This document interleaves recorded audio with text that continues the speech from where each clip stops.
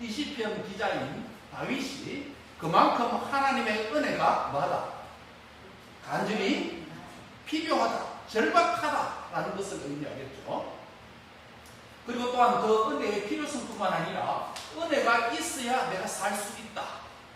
아멘입니까? 아멘. 은혜가 있어야 될 수 있다. 은혜가 있어야 할 수 있다. 라고 하는 이 절박함, 중요성을 인식하면서 하나님 앞에 그렇게 기도한 것입니다. 그런데 다윗이 왜 이토록 하나님 앞에 내게 은혜를 베푸소서, 내게 은혜를 베푸소서 반복해서 간절히 강조하면서 하나님 앞에 절박하게 은혜를 구했을까요? 그 이유가 뭘까요? 무엇 때문에 하나님 은혜가 이토록 그에게 필요하고 절박했을까요? 이 본시편의 표지에 보면 그 역사적 배경이 기록되어 있는데 이렇게 적혀 있습니다. 다윗이 사울을 피하여 동굴에 숨어 있을 때에 라는 설명이 있습니다. 다윗에게 숨어 있는 이 동굴은 여름을 맞이해서 아이들과 함께, 부모들과 함께 서머 액티비티로 미지의 세계를 탐구하는 그런 동굴도 아니었습니다. 다윗에게 이 동굴은 무더운 여름을 피하는 시원한 피스의 장소로서 동굴도 아니었습니다. 그에게 동굴은 도피의 장소였고 그를 추격해서 죽이려고 하는 다윗의 살인 위협을 피해서 숨어있는 피난처, 숨어있는 장소입니다. 그런데 잠시 피하에 있으면서도 그 동굴은 두려움과 공포와 불안과 염려가 음습해오는 그런 습한 동굴이었습니다.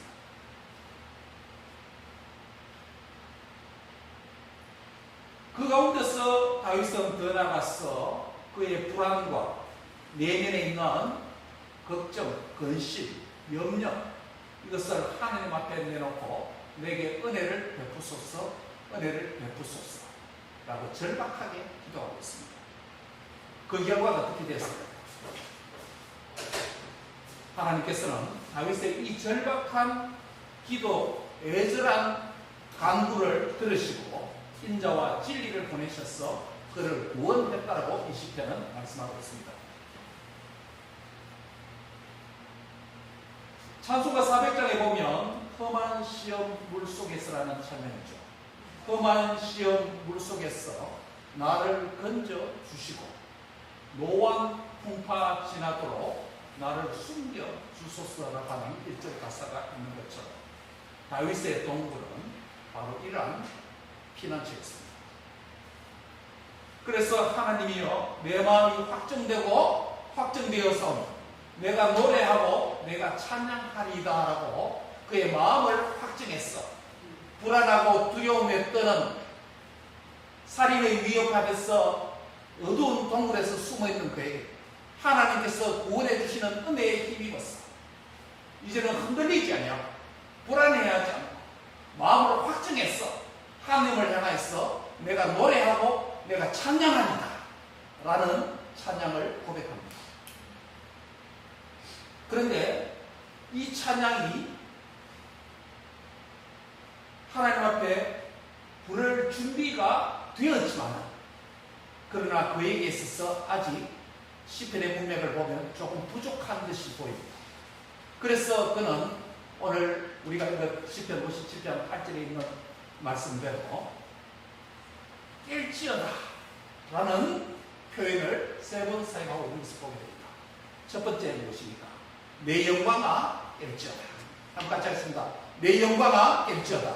내 영광아 깰지어다. 다윗은 구원의 하나님을 만나고 구원의 은혜를 체험하고 하나님을 찬양하기로 마음을 확정했습니다. 그러나 그에게 아직 좀 부족한 것이 있어 보입니다. 필요한 것이 있어 보입니다. 아직 어두운 동굴의 잔재가 그의 속에 남아있는 것 같습니다.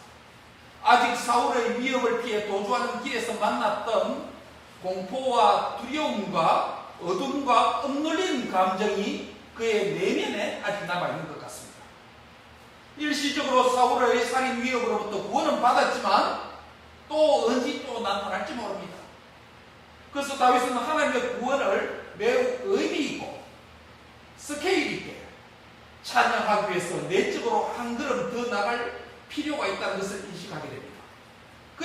우리가 하나님 앞에 간구하는 내용이 뭐냐면 내 영광아 깰지어다 라는 말씀입니다.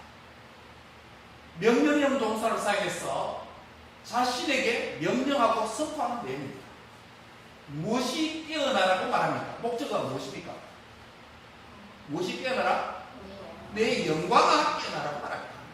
성경에서 구약과 신약성에서 영광이라고 하는 이 단어는 추상명사이기 때문에 개념을 파악하기가 매우 어려운 단어이기도 합니다.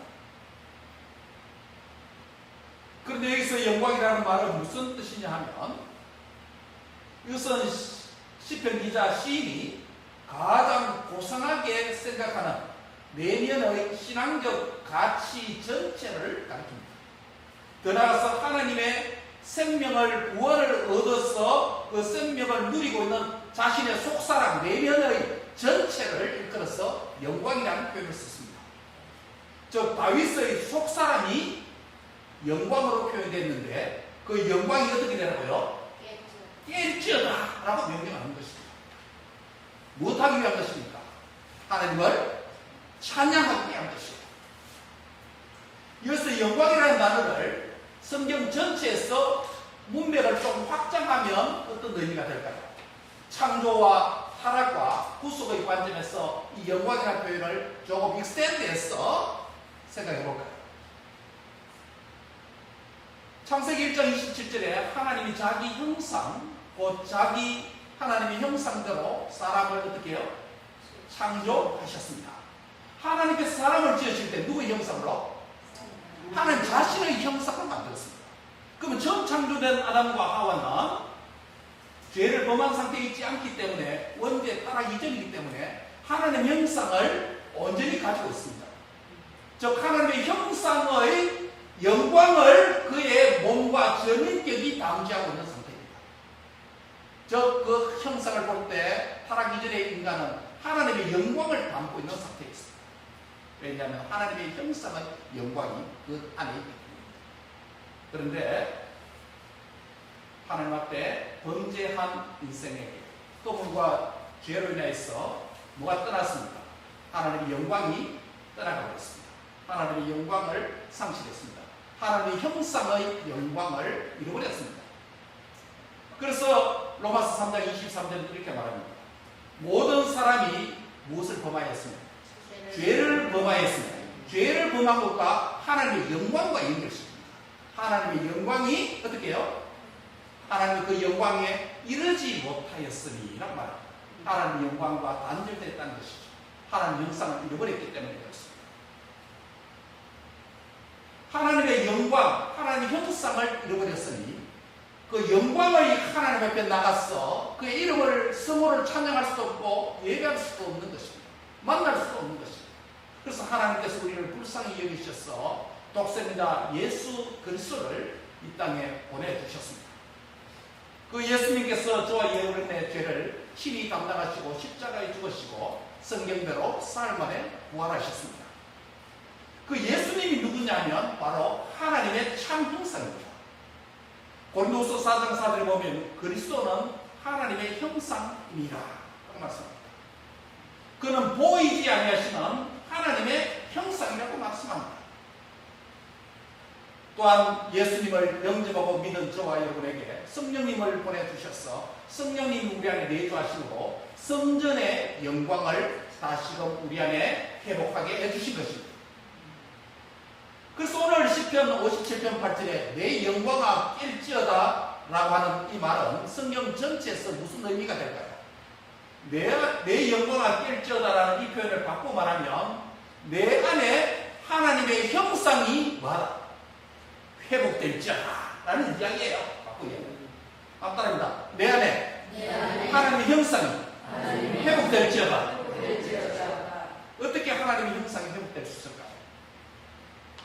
하나님의 영광이 떠났고 하나님의 형상의 영광이 상실되는데 어떻게 회복할 수 있을까요?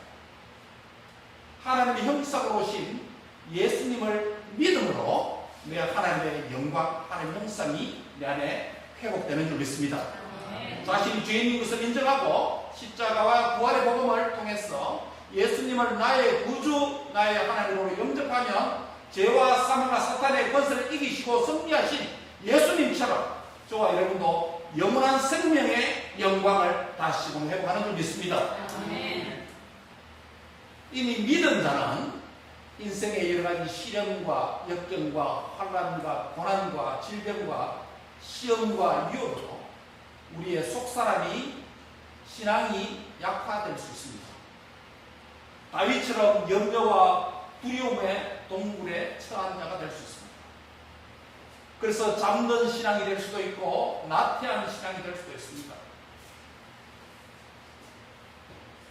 나태하고 게으른 자리에서 각성하도록 일어나도록 하는 음성이 바로 내 영광아 일지어다 라는 선포의 명령입니다.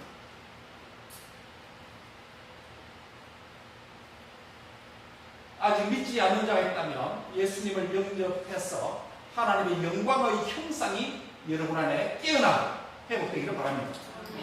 이미 믿은 자로서 다윗처럼 겪는 여러 가지 시련과 역경과 고난과 대적과 어려움으로부터 불안과 염려와 아픔으로부터 억눌려 속사람이 아파 있다면 그 속사람이 이 시간 말씀과 성령의 역사 앞에서 일어나고 깨어나고 회복되는 시간이 되기를 바랍니다. 아멘. 그래서 내 영광아 일지어다 라고 명령하고 선포하는 것입니다. 여러분의 이 명령은 우리 모두에게 해당되는 명령입니다.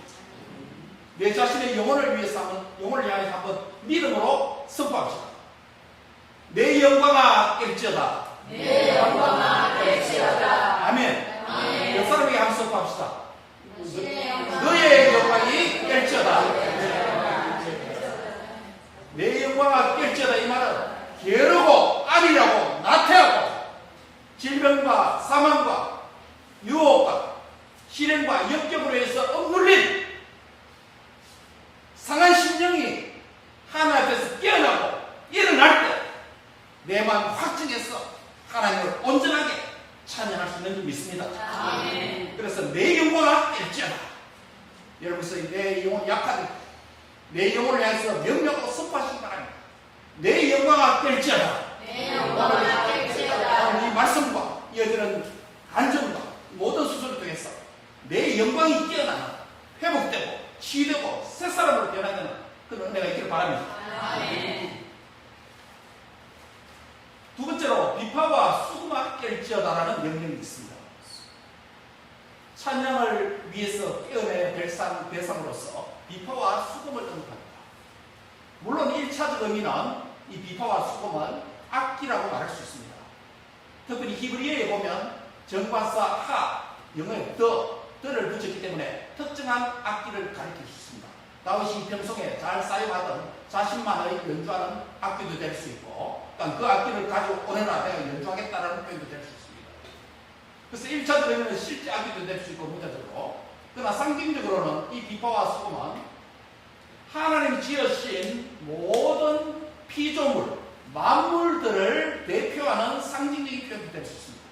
즉 비파와 수금이 깨어나라고 하는 것은 비파와 수금을 포함하는 모든 하나님의 창조세계 만물이 깨어나서 누구를? 하나님을 찬송하는 것이에요. 왜 그럴까요? 로마서 8장에 보면 인생이 범죄함으로 말미암아 만물이 타락했다고 말씀합니다. 그래서 피조물이 고대하는 바는 하나님의 아들들이 나타나기를 반드시 고대한다는 것이에요. 여러분 우리 인생이 범죄이기 때문에 이 만물이 타락해서 만물도 사람을 대적합니다. 오늘 기후 한번 보세요. 피조물의 썩어짐의 종로로 탄 데서 해방되어서 하나님의 영광의 자유에 이르기를 피조물도 원한다고 로마서 8장에 그렇게 말합니다. 우리가 회복되면 이 만물도 회복됩니다. 회복됩니다. 인생이 타락이기 때문에 만물까지 타락이 온 거예요.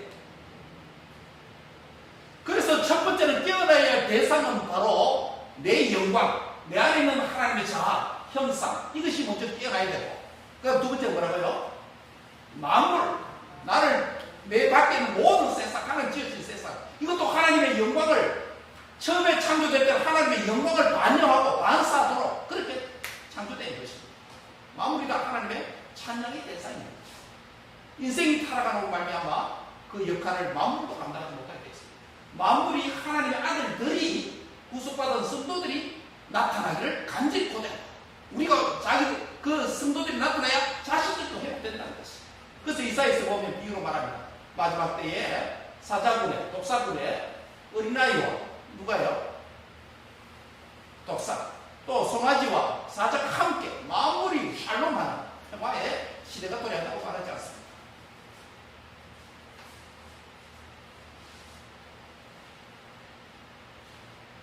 내 영광이 깨어난 이후에는 비파와 수금 곧 만물이 깨어나야 됩니다. 하나님의 자녀들은 하나님의 영광을 먼저 회복하고 만물이 회복되기를 사모해야 됩니다. 이것을 어떻게 우리에게 적용할 수 있을까요? 신앙생활 잘 해보려고 작정하면 만물이 잘 따라주지 않는 때가 있습니다.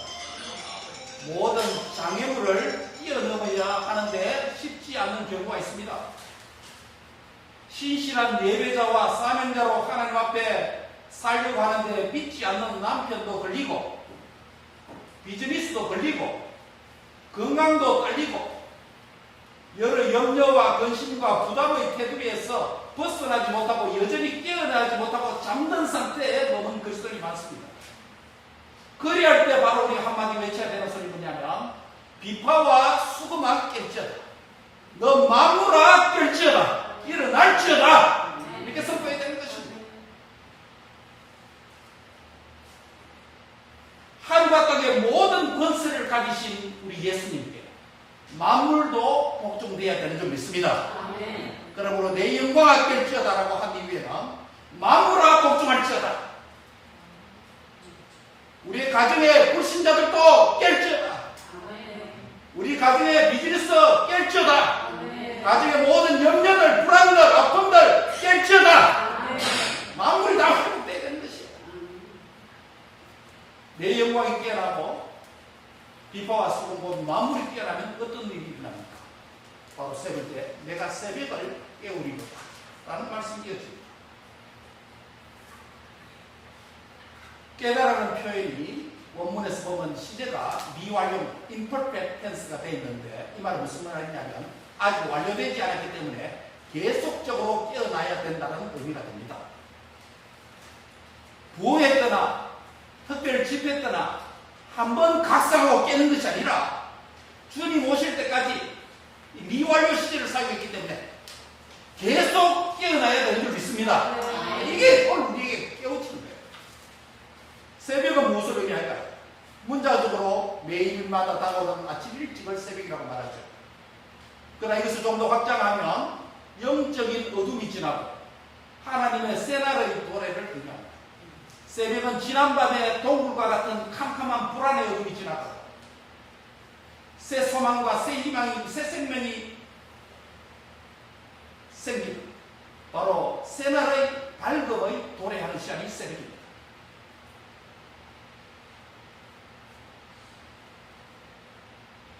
내가 깨어나고 만물이 깨어날 때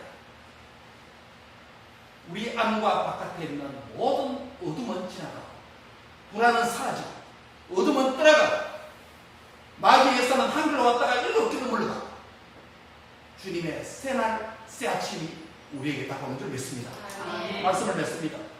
하나님을 찬양하는 예배자인 우리 자아가 깨어나야 합니다. 비파와 수금 모든 만물도 깨어나야 합니다. 하나님께 복종시켜야 합니다. 우리의 건강도 물질도 환경도 우리 자녀 문제도 비즈니스도 하나님의 명령 앞에 복종시켜야 되는 줄 믿습니다. 이게 하나님 위해서 쓰임을 받아야 되는 것입니다. 하나님 쓰임에 방해가 되면 안 되겠죠. 그럴 때 어둠의 동굴, 두려움과 염려의 동굴을 벗어났어 환한 영광의 빛이 떠오르는 축복과 회복과 치유의 새날의 새벽이 우리에게 도래할 것입니다. 요약합니다. 첫째로 깨어나야 될 자아는 하나님 형상으로 지음을 받은 구원받은 인간 자아입니다. 예수님을 믿음으로 새 생명으로 깨어날 수 있습니다. 신앙의 휴면 상태, 사명의 휴면 상태, 잠든 상태에 있는 성도들, 성령으로 말미암아 여러분의 속사람이 능력으로 강건해지고 회복되고 치유되고 여러분 안에 잠들고 있는 영적인 거인을 깨우치기를 바랍니다. 둘째로 악기, 비파와 수건, 만물을 대표하는 피조된 수단이죠. 하나님 앞에 인격적 자아인 내 자신이 하나님 형상으로 온전히 회복되며 내가 하나님 앞에 복종하면 만물도 회복되는 줄 믿습니다. 세 번째로 새로운 새벽을 맞이해서 새로운 출발을 할 수 있습니다. 그동안 염려와 불안과 두려움과 어둠의 동굴에 갇혀 있었습니다. 사망과 공포와 어둠이 짓누르는 자로 살아왔습니다. 캄캄한 동굴에서 우울하고 해방되어 하나님의 영광의 형상으로 깨어나서 부활의 새벽빛이 여러분을 비추는 은혜를 받기를 바랍니다. 어두운 삶의 그림자가 사라지고 인생의 새로운 새벽을 맞이하시기 바랍니다. 시작부터 인생의 여러분 남은 생의 마지막까지 해 돋는 때부터 해 지는 데까지 찬양받기에 합당하신 그의 이름을 높이기 위하여서 깨어서 하나님을 찬양하는 복된 인생이 되기를 주의 이름으로 축원합니다. 기도하겠습니다. 하나님의 은혜를 감사합니다. 내 영광아 깰지어다. 만물아 깰지어다. 내가 새벽을 깨우리로다. 이 말씀이 우리의 신앙에 완벽하게 적용되고 이루어지도록 축복해 주옵소서. 예수님의 이름으로 기도합니다. 아멘.